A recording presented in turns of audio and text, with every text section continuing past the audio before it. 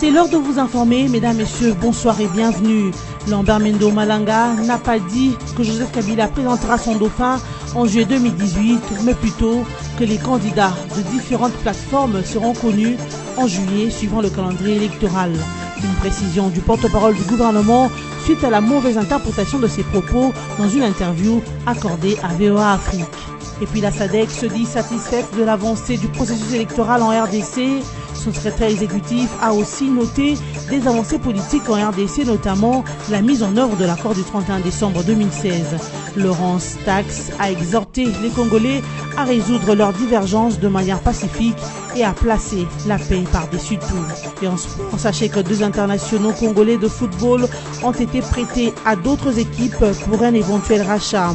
Il s'agit de Dieu Merci Ndongala du Standard de Liège, prêté à Racing Club Genk, et Benika Fobe de Bournemouth qui va à Wolverhampton, une équipe dans laquelle il a évolué en 2016.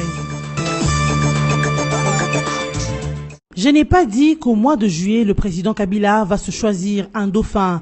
J'ai plutôt déclaré que conformément au calendrier électoral, au mois de juillet, nous allons connaître les différents candidats. Ces propos sont du ministre de la Communication et Médias, porte-parole du gouvernement, Lambert Mende Omalanga, qui a apporté un démenti sur son interview accordée à VOA Afrique. De passage à Washington, où il s'est entretenu avec Donald Yamamoto, sous-secrétaire d'État américain aux affaires africaines, sur la situation sécuritaire et sur la MONUSCO, Lambert Mende a accordé une interview à VOA. Répondant à la question de savoir qui sera le dauphin de Joseph Kabila, Lambert Mende a dit que cela regardait le président et sa famille politique, avant d'ajouter que, conformément au calendrier électoral, c'est au mois de juillet que tous les candidats, y compris celui de la majorité présidentielle, sera connu. Une réponse mal interprétée par les médias locaux internationaux qui ont accusé à tort le ministre en affirmant que Lambert Mende a confirmé que le président Kabila va se choisir un dauphin au mois de juillet. Ce démenti du porte-parole du gouvernement vaut son pesant d'or au moment où les candidatures à la présidentielle ne sont pas encore déposées. La communauté pour le développement des États de l'Afrique australe, SADC, est satisfaite des avancées accomplies dans le processus électoral en République démocratique du Congo. Son secrétaire exécutif, Dr Stegomina Laurence Tax, l'a exprimé jeudi 1er février 2018 au cours d'une conférence de presse à Kinshasa. Elle a, à cet effet, noté des avancées politiques, citant singulièrement la mise en œuvre de l'accord du 31 décembre 2016, qui est sanctionné par la formation d'un gouvernement d'union nationale, la mise en place du Conseil national de suivi de cet accord et du processus électoral. En ce qui concerne le processus électoral, le secrétaire exécutif de la SADC a affirmé que bien des choses ont été réalisées, entre autres la publication du calendrier électoral par la CENI qui est chargée de l'organisation des élections, indiquant qu'un processus est en cours et que d'autres activités ont été également parachevées. Stegomena Lawrence exhorte cependant les Congolais à résoudre leurs divergences de manière pacifique et à placer la paix par-dessus tout. Auparavant, le secrétaire exécutif de la SADC avait tenu une séance de travail avec le vice-premier ministre, ministre des Affaires étrangères, Léonard Okitundu, avant de se rendre à la MONUSCO. Madame Stegomina Laurence Tax, qui est arrivée au terme de sa mission à RDC, a eu des échanges fructueux avec les acteurs impliqués dans le processus électoral en RDC. Les forces armées de la République démocratique du Congo viennent d'entrer en possession de la presqu'île d'Ubwari, qui était le dernier bastion du général autoproclamé Yakutumba et ses alliés dans les territoires de Fizi, dans la province du Sud Kivu. À en croire le porte-parole de la 33e région militaire, le capitaine Dieudonné Kasereka, qu'il a annoncé le 1er février 2018 aux confrères de l'agence congolaise de presse, la chute d'Ubwari est intervenue dans la nuit du 30 au 31 janvier de l'année en cours. Ce à l'issue de l'offensive des FARDC sur la zone, causant ainsi de lourdes pertes à l'ennemi. L'officier de l'armée régulière précise que certains combattants de ce groupe armé blessés se seraient enfuis en se dirigeant vers le Burundi ou dans la forêt, sans donner le bilan de cette opération. Notez par ailleurs que de sources humanitaires de Fizi parlent de mouvements de population vers le Burundi et vers d'autres groupements du territoire de Fizi. Deux réfugiés congolais ayant fui les hostilités à Oubouari, dans le territoire des Fizi, dans la province de Sud-Kivu, sont décédés dans un hôpital de Rumonge au Burundi. Cette nouvelle a été livrée par les membres du cadre de concertation et d'échange sur la situation des droits de réfugiés et des défenseurs de droits humains en situation difficile. Selon eux, les conditions humanitaires précaires après la traversée du lac Tanganyika ainsi que le site d'accueil serait à l'origine de ces drames. D'après les informations recueillies sur place, Yves Ramazani, le responsable du cadre de concertation, a affirmé que la situation des Congolais réfugiés au Burundi n'est pas bonne. Les soins de santé ne sont pas pris en charge à 100%.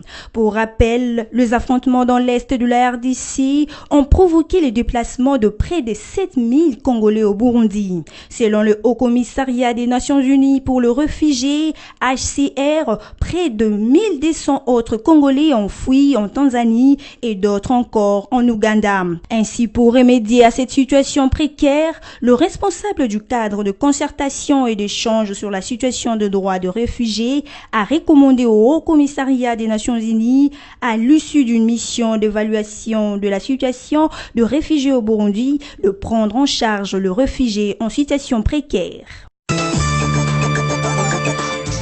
L'ambassadeur du Japon en République démocratique du Congo, Hiroshi Karube, en collaboration avec l'Organisation internationale pour les migrations OIM, a inauguré un nouveau centre de santé érigé à Lufu, dans la province du Congo central, à la frontière entre la RDC et l'Angola. Selon un communiqué de presse émanant de l'ambassade du Japon à Kinshasa, ce centre a été construit dans le cadre du projet de budget rectificatif approuvé par le gouvernement du Japon en février 2017. Les travaux de construction ont été financés à hauteur de 525 000 $ américains. Désormais opérationnel, le centre de santé de Lufu va renforcer les capacités du ministère de la Santé dans la prévention, la détection et la réponse aux épidémies et autres urgences de santé publique à partir de la frontière, souligne les communiqués de presse de cette ambassade. Dans son speech lors de l'inauguration, l'ambassadeur du Japon en RDC a souligné la nécessité de renforcer le système de santé au niveau des frontières, faisant ainsi référence aux récentes épidémies de fièvre jaune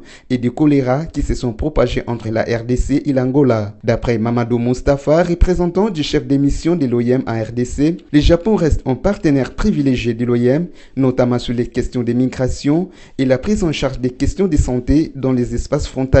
Dans son intervention, le représentant du ministre national de la Santé publique a remercié le gouvernement du Japon pour avoir accepté de construire ce centre de santé dans la zone frontalière avec l'Angola afin de contribuer à la santé primaire des populations et à la lutte contre la propagation des épidémies et autres maladies infectieuses. Pour rappel, en juillet 2016 déjà, le gouvernement du Japon, à travers plusieurs institutions dont l'OIM, avait étendu l'aide d'urgence d'un montant de 3 500 millions de $ américains destinés à la RDC et l'Angola pour lutter contre l'épidémie de fièvre jaune. Le présent centre de santé vient renforcer cette volonté du Japon dans la lutte contre la propagation des maladies infectieuses transfrontalières, conclut la source. Un coin de voile se lève sur la présence dans l'ex-Bandundu des ébus géants et l'identité de leurs éleveurs. Ces bêtes appartiennent aux éleveurs Banyamulenge associés à des membres de communautés Bafuliru et Chi du Sud Kivu ainsi que d'autres éleveurs du Tanganyika. Et c'est qu'a fait savoir à Radio Kapi Enoch Rubera Sebineza, qui est aussi membre de la communauté Banyamulenge. D'après cet ancien vice-ministre de PT Antique, ces éleveurs ont l'intention de vendre ces bêtes à Kinshasa. Dans leur transhumance, ils ont traversé à partir de Sud Kivu des contrées comme Fizi, Kabambare, Mbujima et Chikapa pour atteindre maintenant les provinces du Kwilu et du Kwango. Ils vendent ces ébus géants à des prix variant entre 1500 et 2000 $ américains et estiment que ce commerce est particulièrement lucratif de ce côté-ci du pays où la viande de bœuf est très prisée. Enoch Sebineza lance un appel à l'apaisement aux autorités et à la population de l'ex-Bandundu et les invite plutôt à s'approprier cette activité commerciale. Pour lui, cette activité pourrait s'avérer intéressante pour la population et économiquement bénéfique, notamment dans le vaste plateau des Bateke. Ces précisions devraient ainsi rassurer ceux qui s'inquiétaient de la présence presque subite de ces animaux et leurs éleveurs dans cette partie du pays, surtout que les autorités du du Kwilu et du Congo semblaient ne disposer d'aucune information, laissant ainsi libre cours à des commentaires de tout genre dans les réseaux sociaux, commentaires qui laissaient entendre qu'il y aurait des vaches empoisonnées dans le pays vendues à un prix très bas.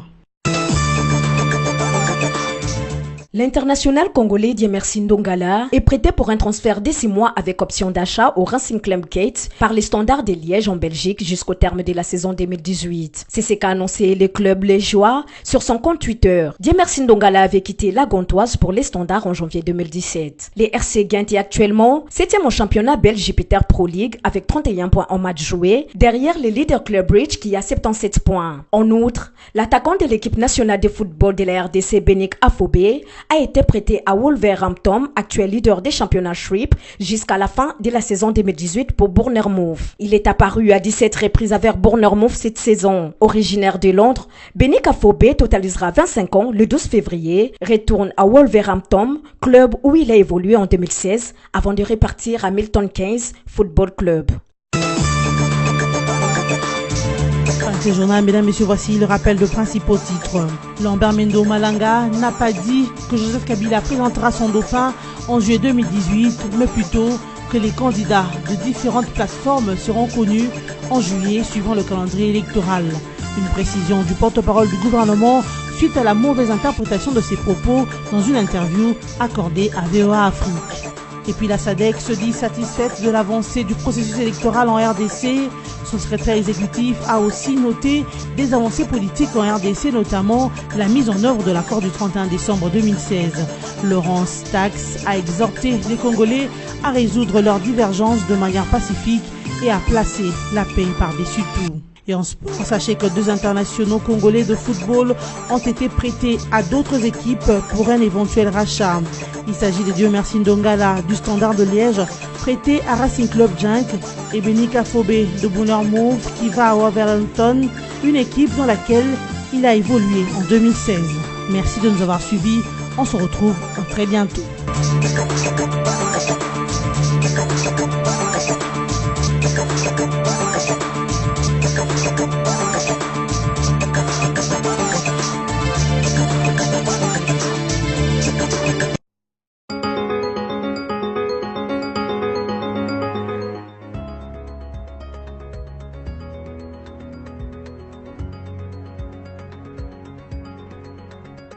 Bon début du week-end, mesdames, messieurs, bienvenue à la lecture de journaux parus en ligne ce vendredi 2 février 2018, sélectionné et résumé pour vous sur BC TV.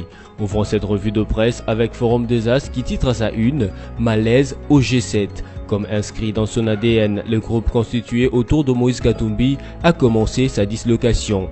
En effet, le mercredi 31 janvier 2018, l'opinion publique a appris, sans s'étonner d'ailleurs, que le parti politique Avenir du Congo, ACO en sigle de Dani Banza, a quitté le groupe qui se veut le porte-étendard de la manœuvre de la récolonisation de notre pays dans le milieu de la haute finance belge. Le 31 janvier 2018 représente certes le jour de l'annonce du départ de l'ACO de cette coalition hétéroclite, mais en effet, le pourrissement progresse de l'intérieur depuis bien longtemps. Comme dans la nature bien souvent, la cause de la mort des institutions est liée aux circonstances de la naissance de celles-ci. Les G7 n'est comme un groupe de déçus, voire de quelques aigris. Il s'agit des dissidences des anciens membres de la majorité présidentielle qui s'étaient d'eux-mêmes convaincus d'avoir respectivement épuisé leur potentiel politique. Et parce qu'il fallait trouver un prétexte pour trahir leurs camarades, les comparses mettront en avant quelques slogans du genre « Non à la modification de la Constitution »,« Non au troisième mandat ». Aujourd'hui, ni l'un ni l'autre n'ont eu lieu et que les spectres de la vérité des urnes s'annoncent, le masque tombe. Poursuivons cette revue de presse avec les sites de l'agence congolaise de presse qui titre « Umbwari, dernier bastion du général autoproclamé Yakutumba sous contrôle des FARDC ». Les FARDC viennent de prendre le contrôle de la presqu'île d'Umbwari, dernier bastion du général autoproclamé Yakutumba et allié dans les territoires de Fizi. Selon le porte-parole de la 33e région militaire, capitaine Dieudonné Kassireka, qui l'a annoncé le jeudi 1er février 2018 à l'ACP, la chute d'Umbwari est intervenue dans la nuit du 30 au 31 janvier 2018 à l'issue d'une offensive des FARDC sur la zone, causant de lourdes pertes à l'ennemi. Certains combattants de groupes blessés, a-t-il dit, se seraient sauvés en se dirigeant vers le Burundi ou dans la forêt sans donner les bilans de cette opération. Des sources humanitaires de Fizi parlent d'un mouvement de population et vers d'autres groupements du territoire de Fizi. Bouclons cette revue de presse une fois de plus avec Forum de Zas qui écrit: à travers la projection du film Bombe Carbone à l'Institut français, la France vise à donner à la forêt congolaise la place qu'elle mérite. L'ambassade de France et l'Institut français de Kinshasa ont organisé mercredi 31 janvier dernier une soirée consacrée à la question du changement climatique en République démocratique du Congo, axée sur le thème « La forêt du Congo et la lutte contre le changement climatique ». La conférence a réuni des autorités locales, des acteurs nationaux et internationaux impliqués dans la prévention de l'environnement dans les pays. Afin de mieux éclairer l'opinion sur le rôle primordial que joue la forêt de la RDC détentrice du deuxième plus grand bassin forestier, les organisateurs ont jugé judicieux de projeter le film Bombe Carbone.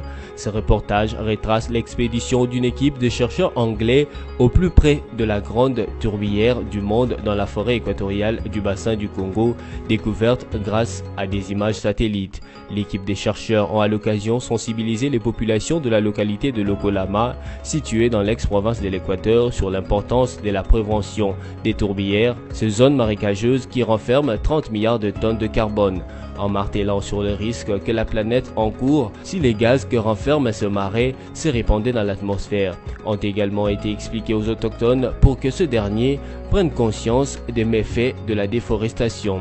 Cette revue de presse est terminée, mesdames, messieurs. Merci de votre attention soutenue.